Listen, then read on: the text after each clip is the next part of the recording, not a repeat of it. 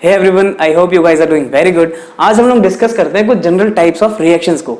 अभी तक हमने देख लिया कि किस तरह से रिएक्शंस में जो रिएक्शन इंटरमीडिएट्स बन सकते हैं वो क्या क्या बन सकते हैं, और उन रिएक्शन इंटरमीडिएट्स की जो स्टेबिलिटी है वो किस तरह से रेट ऑफ रिएक्शन को गवर्न करेगी हमारे किसी भी रिएक्शन की, है ना। और न्यूक्लियोफाइल्स क्या होते हैं, इलेक्ट्रोफाइल्स क्या होते हैं, और उनकी स्ट्रेंथ हम लोग कैसे कंपेयर कर सकते हैं आपस में। तो जैसे जैसे टाइम होता जा रहा है हम लोग और क्लोज जाते जा रहे हैं रिएक्शंस के। बहुत ही जल्दी हम लोग रिएक्शंस पे पहुंच जाएंगे अल्काइल हैलाइड अराइल हैलाइड वाले चैप्टर से। सबसे पहले हम लोग जनरल टाइप ऑफ रिएक्शंस की अगर बात करें तो हम लोग कैटेगराइज कर सकते हैं टाइप्स ऑफ रिएक्शंस को दो टाइप्स में। एक होती है हमारी पोलर रिएक्शंस और एक होती है हमारी रेडिकल रिएक्शंस। पोलर रिएक्शंस नाम से ही पता चल रहा है, कुछ बॉन्ड जो हमारे होंगे वो पोलर होंगे और वहां पे कुछ कार्बोकैटायन या फिर कार्बन आयन जनरेट होंगे एज अ रिएक्शन इंटरमीडिएट। और जो रेडिकल रिएक्शंस होंगी उस केस में जो हमारे रिएक्शन इंटरमीडिएट्स फॉर्म होंगे वो कौन से होंगे, हमारे रेडिकल्स होंगे। अच्छा, इन दोनों ही रिएक्शंस में जब भी हम पोलर रिएक्शंस की बात करें और रेडिकल रिएक्शंस की बात करें तो तीन कॉमन रिएक्शंस देखने को मिलती हैं और बहुत फेमस रिएक्शन है, बहुत इंपॉर्टेंट रिएक्शंस भी होती है हमारी ये। सबसे पहले हम देखते हैं एडिशन रिएक्शंस और देखते हैं हम एलिमिनेशन रिएक्शंस, और कौन सी देखने को मिलती है अपने को, सब्स्टिट्यूशन रिएक्शन। ठीक, और ये तीनों की तीनों रिएक्शन, जैसे एडिशन रिएक्शन जब हम पढ़ेंगे तो हम दोनों फैक्टर्स पे पढ़ेंगे, electrophilic addition as well as nucleophilic addition. Same goes with other two reactions also. Okay, तो पोलर रिएक्शंस में सबसे पहले स्टार्ट करते हैं हम लोग एडिशन रिएक्शन के साथ, और उस एडिशन रिएक्शन की कैटेगरी में हम लोग सबसे पहले देखते हैं इलेक्ट्रोफिलिक एडिशन रिएक्शन। ठीक है, सपोज मैंने कोई अल्कीन ली, अल्कीन, पहले इस मॉलिक्यूल को देखो, इस रिएक्टेंट को देखो, है ना।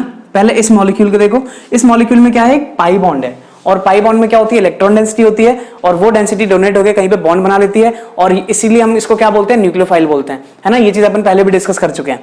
ओके, अब हमारे पास अगर एक न्यूक्लियोफिलिक सेंटर है और हम इसके साथ कोई इलेक्ट्रोलाइट ले लें, जैसे सपोज मैं यहां पे इस अल्कीन की रिएक्शन कराता हूं इस HBr के साथ।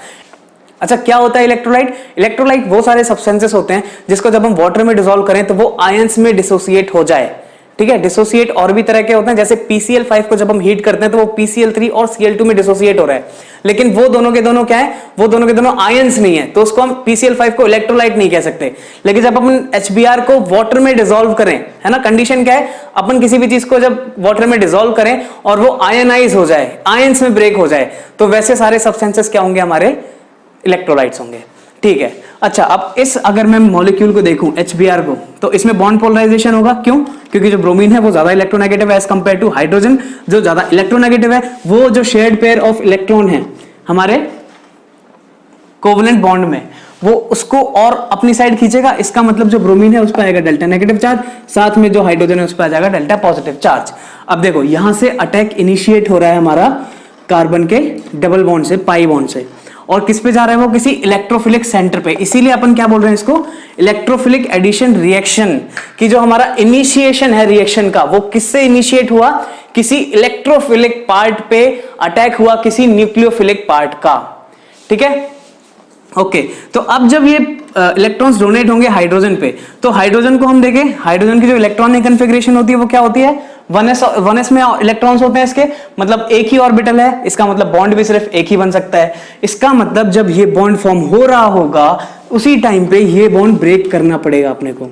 और ये बॉन्ड कैसे ब्रेक होगा, ये जो दोनों इलेक्ट्रॉन्स है किसके पास चले जाएंगे, ब्रोमीन के पास। मतलब अब जो मेरे पास जो नई एंटिटी बन के आएगी उसमें क्या होगा, इन दोनों में से किसी एक कार्बन का बॉन्ड बन जाएगा हाइड्रोजन के साथ, क्योंकि यहां पे जो दो इलेक्ट्रॉन्स है ये दोनों कार्बन के बीच में शेयर्ड हैं, उनका अटैक हो रहा है। इसका मतलब जब इन दोनों इलेक्ट्रॉन्स का डोनेट करके कहीं पे बॉन्ड बन रहा है तो वो किसी एक ही कार्बन के साथ बन सकता है। सपोज इस वाले कार्बन के साथ बन गया तो दूसरा वाले कार्बन पे क्या आ जाएगा, एक पॉजिटिव चार्ज। इसका मतलब CH2 पॉजिटिव और CH2 हाइड्रोजन, और यहां से अपना क्या निकला, एक ब्रोमाइड आयन। ठीक है, अब ये जो ब्रोमाइड आयन है ये एक नेगेटिव चार्ज है, और ये जो CH2 पॉजिटिव, ये जो CH2 पार्ट था हमारा, इसका ये क्या था, पॉजिटिवली चार्ज था। इसका मतलब इनके बीच में अट्रैक्शन होगा, और अट्रैक्शन की वजह से इस नेगेटिव चार्ज और इस पॉजिटिव चार्ज में बॉन्ड बनने की बहुत ज्यादा पॉसिबिलिटी होगी। और असलियत में होता भी यही है कि जो नेगेटिव काउंटर पार्ट निकल के आता है हमारा, वो पॉजिटिव चार्ज पे अटैक करके एक बॉन्ड फॉर्म कर लेता है। इसी को हमने किस में पढ़ा था, हेटेरोलिटिक बॉन्ड फॉर्मेशन में। अच्छा, तो यहां से हमारे जो फाइनल प्रोडक्ट निकल के आ जाएंगे वो क्या हो जाएंगे, CH2Br और CH2 हाइड्रोजन। अगर हम अब इस रिएक्शन को देखें ओवरऑल तो हम क्या देखेंगे, जो हमारे पास रिएक्टेंट था उसमें क्या था, CH2 था और CH2 था। एक कार्बन पे अटैच हो गया ब्रोमीन और दूसरे कार्बन पे अटैच हो गया हाइड्रोजन, और इनके बीच का जो डबल बॉन्ड था वो ब्रेक हो गया, है ना। इसका मतलब यहां पे क्या हुआ, एडिशन हुआ है HBr का ऑन दिस अल्कीन, इसीलिए हम क्या बोल रहे थे इसको, एडिशन रिएक्शन। अब एक बात यहां पे कॉम्प्लेक्स निकल के आती है कि जैसे हमारे पास ये जो अल्कीन था ये सिमेट्रिकल था, मतलब जो दोनों साइड के कार्बन है वो सेम ही सेम है, एक CH2 है दूसरा भी CH2 है। इस हाइड्रोजन को सब्स्टिट्यूट करके हमारे पास अगर ऐसी अल्कीन आ जाती है, जैसे हम प्रोपीन की बात कर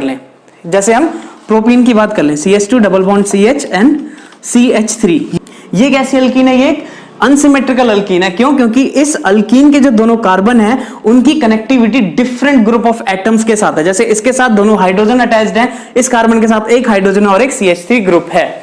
इसका मतलब कि जब हम ये रिएक्शन इसके साथ कराएंगे तो यहां पे हम लोगों के पास एक सोचने वाली बात आ जाएगी कि जो पॉजिटिव चार्ज था वो किस पे बनेगा। पहले वाले केस में तो हम लोग रैंडमली किसी पे भी बना सकते हैं पॉजिटिव चार्ज, क्योंकि अगर हाइड्रोजन इस पे कनेक्ट होता और इस पे पॉजिटिव चार्ज बनता तो भी बात सेम ही होती, लेकिन यहां पे वो बात सेम नहीं है। अगर मैं H इस पे अटैच कर दूं तो ब्रोमीन इस पे अटैच हो जाएगा, उस केस में हमारा जो प्रोडक्ट निकलेगा वो क्या निकलेगा, 2 ब्रोमो प्रोपेन। वैसे ही अगर मैं इस पे हाइड्रोजन लगा के फर्स्ट वाले कार्बन पे ब्रोमीन लगा दूं तो फिर उस केस में हमारा जो प्रोडक्ट बनेगा वो क्या बनेगा, 1 ब्रोमो प्रोपेन। तो ये चीज समझने के लिए हम आगे चल के रिएक्शंस देखेंगे। एक मैकेनिज्म आता है बहुत जबरदस्त, मार्कोनिकॉफ बाबा आता है, वो बताता है कि कैसे हम लोगों को रिएक्शंस देखनी है। ठीक है, अभी हम जस्ट एक ओवरव्यू ले रहे हैं और इस चीज को अपन बहुत अच्छे से डिस्कस करेंगे वहां पे। अगली टाइप की रिएक्शन देखें हम लोग तो क्या होगी, वो न्यूक्लियोफिलिक एडिशन रिएक्शन। इसका मतलब हमारे रिएक्टेंट पे किसी न्यूक्लियोफाइल का अटैक हो रहा होगा और उसके थ्रू हमारा बॉन्ड बन रहा होगा। पहले केस में क्या हुआ था, किसी इलेक्ट्रोफाइल पे अटैक हुआ था। जैसे अगर मैं कोई कीटोन ले लेता हूं, ये ले लिया मैंने कोई कीटोन और इसकी रिएक्शन कराई मैंने किसी बेस के साथ। बेस में क्या होता है, OH नेगेटिव आयन होता है, ठीक है। और अगर मैं इस कीटोन को देखूं तो इस कीटोन में क्या है, ये कार्बन और ऑक्सीजन के बॉन्ड के बीच में है पोलैरिटी। पोलैरिटी कैसी, oxygen being more electronegative will be having delta negative charge on it and carbon being lesser electronegative and it will be having delta positive charge upon it. Okay, अब हमारे reaction में अगर मैंने डब्बे में ये दो चीज लिए हैं जिसमें एक नेगेटिव चार्ज है और दूसरा ऐसा मॉलिक्यूल है जहां पे डेल्टा पॉजिटिव और डेल्टा नेगेटिव चार्ज है, इसका मतलब ये नेगेटिव चार्ज और इस पॉजिटिव चार्ज में कुछ इंटरेक्शन होगा, ये इसके पास आएगा बॉन्ड बनाने, है ना। अब ये जब इस पे बॉन्ड बनाएगा तो एक चीज यहां पे सोचने वाली होगी, जो कार्बन है हमारा उसके कितने बॉन्ड हो सकते हैं, 4 बॉन्ड हो सकते हैं, ठीक है। 4 बॉन्ड इसके पहले से ही है, तो इसका मतलब अगर कोई इसके साथ बॉन्ड बनाना चाहेगा तो पहले का कोई ना कोई बॉन्ड ब्रेक होना चाहिए। अब वो कौन सा बॉन्ड ब्रेक होगा, जो हमारा ये पाई बॉन्ड है। क्यों, पाई बॉन्ड थोड़े वीकर होते हैं as compare to sigma bonds, ठीक है। तो ये पाई बॉन्ड ब्रेक होकर किस पे जाएगा, ये जो हमारे पास पहले से ऑक्सीजन पड़ा था उसके ऊपर, ठीक। यहां से हमारी जो एंटिटी निकल के आएगी वो क्या होगी, RCO negative R and OH, ये हमारा नेगेटिवली चार्ज स्पीसीज बन गई एक, ठीक है। अब इसके आगे रिएक्शन क्या होगा, अगर मैं इसका प्रोटोनेशन कर दूं, सपोज इसमें मैंने इसकी हाइड्रोलिसिस कर दी या फिर एसिडिक हाइड्रोलिसिस कर दी, सिंपल हाइड्रोलिसिस कर दी। अब इसकी अगर मैंने हाइड्रोलिसिस कर दी तो क्या होगा, जो वाटर है हमारा, वाटर कुछ ऐसा होता है, इस पे ऑक्सीजन और जो हाइड्रोजन होता है उस पे डेल्टा नेगेटिव और डेल्टा पॉजिटिव चार्ज होते हैं। इसका मतलब ये नेगेटिव चार्ज इसके डेल्टा पॉजिटिव से अट्रैक्टेड होगा और ये इसके साथ बॉन्ड बना सकता है। जब ये इस हाइड्रोजन के साथ बॉन्ड बना रहा होगा तो पहला वाला जो हाइड्रोजन का ऑक्सीजन से बॉन्ड था वो ब्रेक हो जाएगा। यहां से जो हमारी एंटिटी निकल के आ जाएगी वो क्या हो जाएगी, एक जेमिनल डाई अल्कोहल, है ना, ये बन के आ जाएगा। अब इस केस में भी वही चीज हुई है, एडिशन हुआ है, जो कार्बन और ऑक्सीजन का जो पाई बॉन्ड था वो खत्म हो चुका है, ऑक्सीजन पे हाइड्रोजन लग गया और कार्बन पे OH लग गया, ठीक है। इस टाइप की रिएक्शंस को हम बोलेंगे न्यूक्लियोफिलिक एडिशन रिएक्शंस। चलते हैं हम लोग नेक्स्ट टाइप ऑफ रिएक्शन पे, जिसको बोलते हैं हम लोग एलिमिनेशन रिएक्शन। एलिमिनेशन रिएक्शन पे क्या होता है, जनरली अगर मैं कोई एक सबस्ट्रेट लेके बताऊं तो ज्यादा इजी रहेगा। जैसे मैंने ले लिया है ये एक मॉलिक्यूल BrHNH, ब्रोमोइथेन ले लिया सपोज मैंने, ठीक है। अब इस केस में क्या होता है कि एलिमिनेशन में कुछ ऐसी रिएक्शन कंडीशंस आ जाती हैं जिसकी वजह से जो ये इलेक्ट्रॉन्स हैं या तो ये कार्बन पे हो जाते हैं माइग्रेट और यहां से निकल जाता है हमारा प्रोटॉन। यहां से क्या निकलता है हमारा प्रोटॉन, -H+ अगर मैंने यहां पे निकाल दिया तो क्या फॉर्म होगा यहां पे, कार्बन आयन।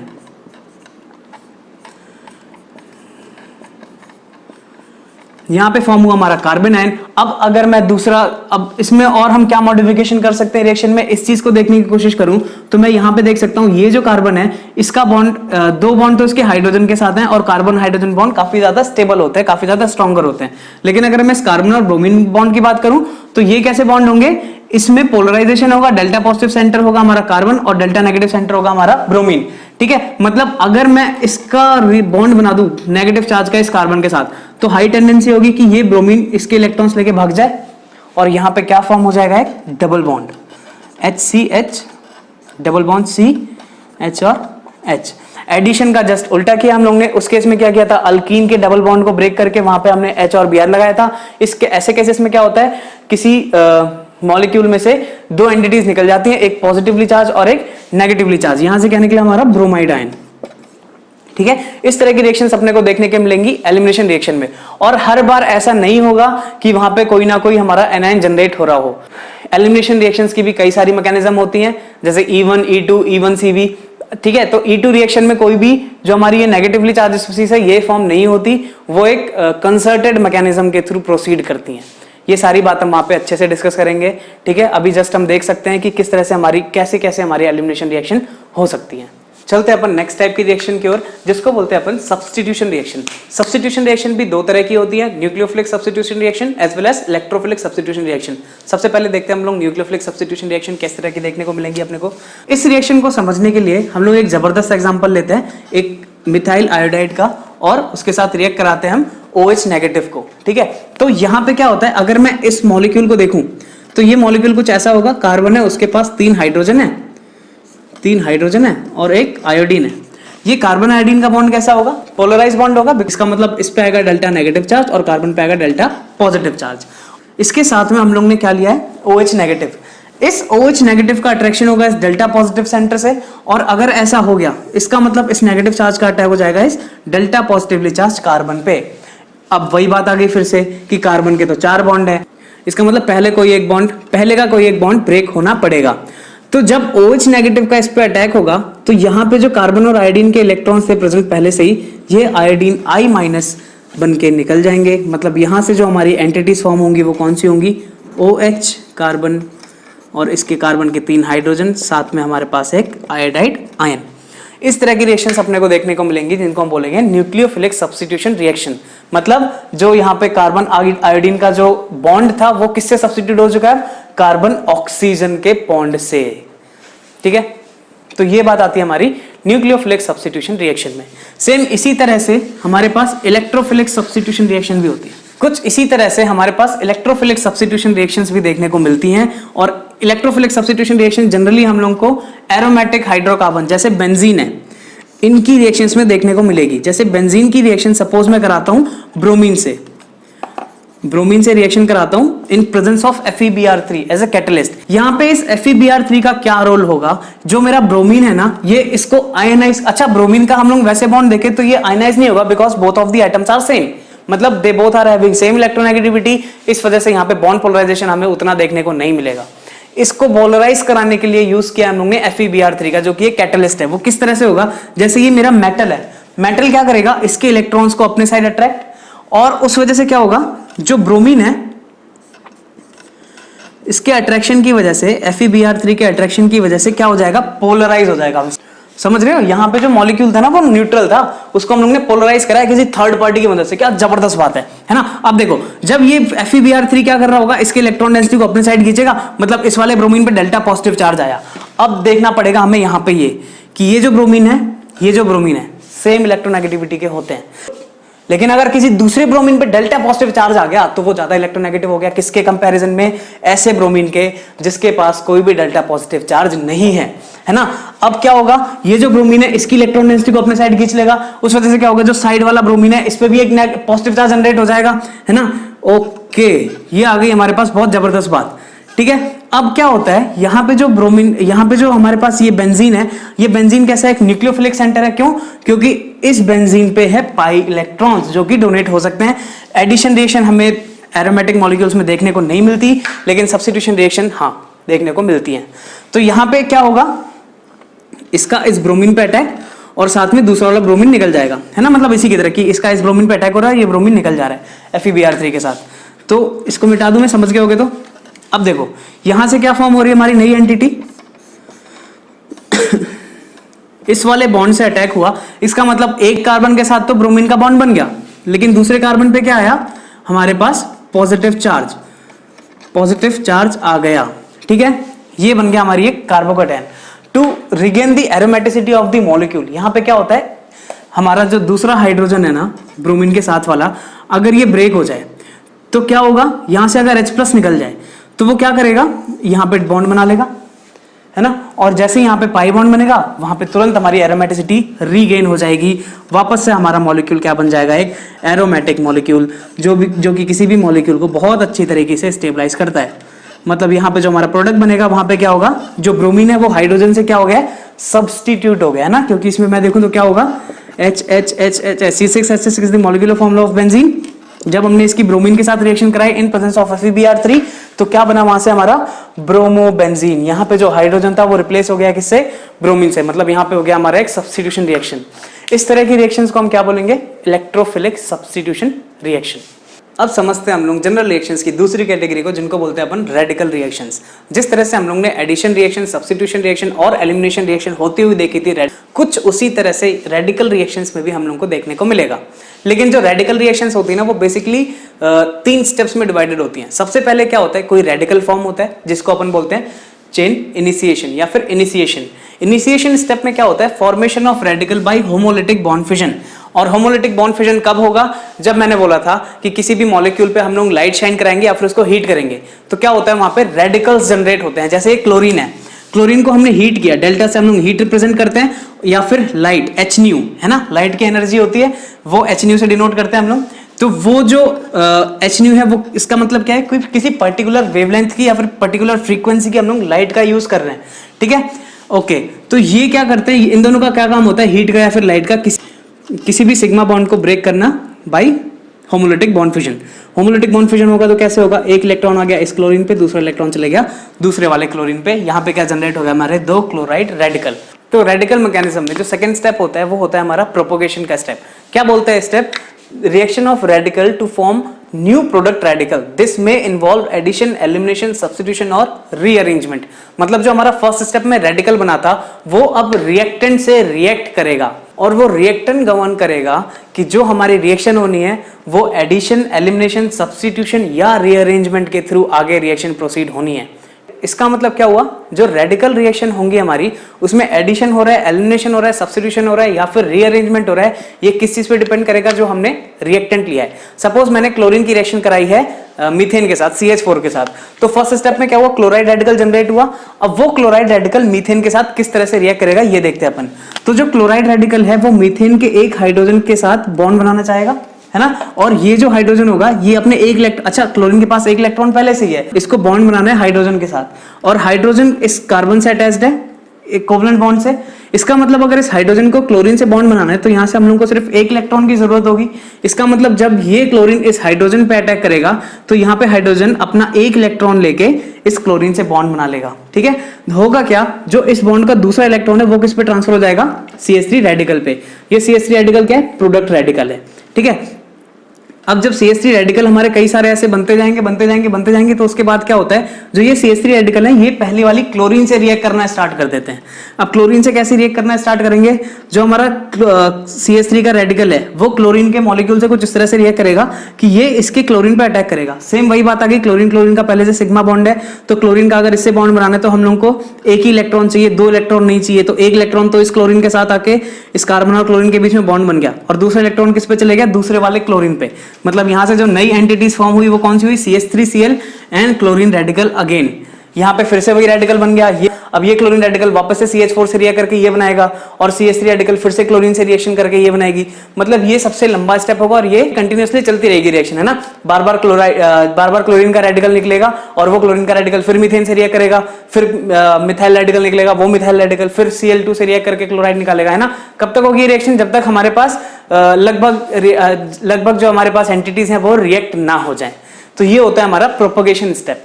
जो थर्ड और लास्ट स्टेप होता है हमारे रेडिकल मैकेनिज्म का, वो होता है टर्मिनेशन, है ना। क्या होता है इसमें? Coupling of two radicals to form non radical products. इसका मतलब क्या है? जो हमारे रेडिकल्स फॉर्म हुए थे वो किसी और रेडिकल के साथ कपल करके वहां पे नॉन रेडिकल प्रोडक्ट में कन्वर्ट हो जाए। जैसे हमारे पास मिथाइल रेडिकल और क्लोरीन का रेडिकल फॉर्म हो रहा था रिएक्शन में, तो ये जो क्लोरीन का रेडिकल है ये कंबाइन कर जाए, कपल कर जाए मिथाइल रेडिकल के साथ, तो यहाँ पे बन जाएगा CH3Cl, जो कि एक न्यूट्रल मॉलिक्यूल है ना। ये एक नॉन रेडिकल प्रोडक्ट है। वैसे ही CH3 से भी कंबाइन कर सकता है और क्लोरीन से भी कंबाइन कर सकता है, लेकिन इनका जो एक्सटेंट है, मतलब जब हम रिएक्शन देखते हैं ना ये, तो फाइनल प्रोडक्ट्स में जो इनका एक्सटेंट बना हुआ दिखता है वो बहुत कम दिखता है। मतलब जो मेनली रिएक्शन होती है वो किसके बीच में होती है? CH3 रेडिकल और Cl रेडिकल के बीच की कपलिंग रिएक्शन ही होती है। तो बेसिकली यही चीजें होती है हमारी रेडिकल रिएक्शन में, जो कि एक रिएक्टेंट बेस्ड रिएक्शन होगी, वो बताएगी कि वहां पे एलिमिनेशन होगा, सब्स्टिट्यूशन होगा या फिर क्या होगा। हाँ, तो ये तो हो गई हमारी कुछ जनरल टाइप ऑफ रिएक्शंस। एक और जनरल टाइप की रिएक्शन देखने को मिलती है जिसको अपन बोलते हैं पेरिसाइक्लिक रिएक्शन। क्या होती है पेरिसाइक्लिक रिएक्शन? ये ऐसी रिएक्शंस होती हैं जो सिंगल स्टेप की रिएक्शन हो। इसमें हम किसी भी एसिड या बेस का रिएक्शन नहीं करवाते, हम जनरली किसी सबस्ट्रेट को या फिर किसी सेट ऑफ रिएक्टेंट्स को हीट या फिर लाइट के प्रेजेंस में रिएक्ट करवाते हैं। मतलब हम कोई वहां पे आयन फॉर्म नहीं कर रहे हैं। किसी भी रिएक्टेंट को ऐसे केसेस में हम लोग या तो हीट करते हैं या फिर उस पर लाइट शाइन करवाते हैं, ठीक है। और इस हीट या लाइट की वजह से यहाँ पे रेडिकल जनरेट नहीं होते। यहाँ पे क्या होता है, जो सिग्मा बॉन्ड और पाई बॉन्ड है वो आपस में इंटरकन्वर्ट हो जाते हैं रीअरेंजमेंट के थ्रू, है ना। तो ऐसी रिएक्शंस को बोलते हैं अपन पेरिसाइक्लिक रिएक्शन। अब अगर हम लोग ने सिर्फ हीट और लाइट यूज किया है, इसका मतलब हम लोग ने कोई एसिड बेस यूज नहीं किया, तो मतलब वहां पे हम लोग को फालतू की गैसेस जो रिलीज होती हैं वो भी देखने को नहीं मिलेंगी। ये रिएक्शंस हमारी कैसी होती हैं? इको फ्रेंडली रिएक्शंस होती हैं। इन रिएक्शंस में जनरली हम लोग कैसी रिएक्शन होते हुए देखते हैं? जैसे मैंने यहाँ पे एक डाइईन लिया है, ठीक है, उसकी रिएक्शन कराई है किसी अल्कीन के साथ। इस रिएक्शन को बोलते हैं अपन डाइल-सॉल्डर रिएक्शन बोलते हैं, डाइल-सॉल्डर रिएक्शन। और ये एडवांस के लिए बहुत फेमस रिएक्शन है डाइल-सॉल्डर रिएक्शन। बहुत फेमस क्वेश्चन है, काफी पॉसिबिलिटी होती है कि इससे रिएक्शन आए, तो इसको हम लोग बहुत अच्छे से डिस्कस करेंगे जब इनकी रिएक्शंस पे चलेंगे, मैकेनिज्म पे चलेंगे। बेसिकली इसकी जो जनरल बात है वो क्या होती है कि ये जो हमारा पाई बॉन्ड है ना, होता है ना डाइईन का, ये रीअरेंज होके इस कार्बन के साथ सिग्मा बॉन्ड बनाता है। और सेम इस अल्कीन का जो पाई बॉन्ड है ये इस वाले कार्बन के साथ रीअरेंज होके सिग्मा बॉन्ड बनाता है। इसीलिए मैंने इसका अटैक कुछ ऐसा दिखाया, पाई बॉन्ड ने इस पे अटैक किया, इस पाई बॉन्ड ने यहाँ पे अटैक किया और ये पाई बॉन्ड इधर पे माइग्रेट हो गया। मतलब जस्ट सिग्मा बॉन्ड और पाई बॉन्ड आपस में इंटर कन्वर्ट हो रहे हैं। तो यही कुछ होती है हमारी जनरल रिएक्शंस। नेक्स्ट वीडियो में अपन बात करेंगे सेलेक्टिविटीज की, रिएक्शन के बीच में जो सेलेक्टिविटीज आती हैं, जैसे कि रीजियो सेलेक्टिविटी, कीमो सेलेक्टिविटी या फिर स्टीरियो सेलेक्टिविटी। किस तरह से वो फैक्टर्स गवर्न करेंगे कि अगर हमारे more than one product form हो रहे हैं किसी रिएक्शन में, तो उनमें से मेजर प्रोडक्ट कौन सा होता है, किस तरह से होता है। तो उसको एक जनरली अपन समझ लेंगे और उसके साथ साथ हम लोग बात करेंगे कि जब भी हम लोग किसी रिएक्शन की मैकेनिज्म ड्रॉ कर रहे हैं, तो उस मैकेनिज्म को ड्रॉ करते टाइम हमें किन इंपॉर्टेंट फैक्टर्स को हमारे दिमाग में रखना है और किस तरह से हमें प्रोसीड करना है। So keep learning guys, thank you very much. मिलते हैं नेक्स्ट वीडियो में।